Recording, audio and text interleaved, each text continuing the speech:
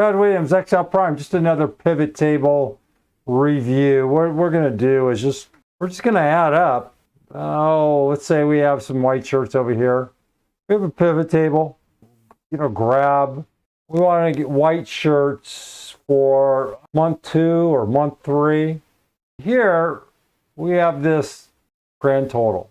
But if you want to pull this data and put it into another source, here's the formula.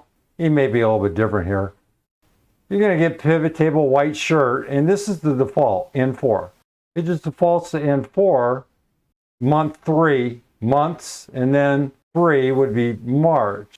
Now, if you want to incorporate this same formula, pivot table, you can just grab this. You can get pivot table, white shirt, 05, and you can type this in if you want, month 2. Or you can just go pivot table, N4, month 2. You're getting the same thing as up here, but if you want to do this on your own, if you want to put this over here, you know how you can manipulate this. You can't just go in and point. Now, if your idea is to go in and just go equals, just highlight an area, well, this is the output. It's going to spill on you.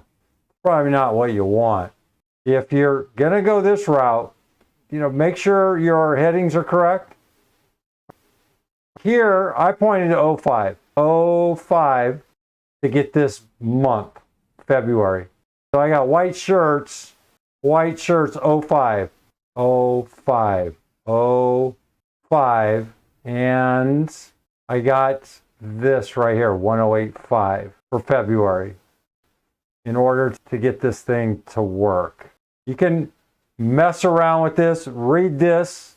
I don't know if this is applicable, but a little more information can't hurt. Brad Williams, Excel Prime.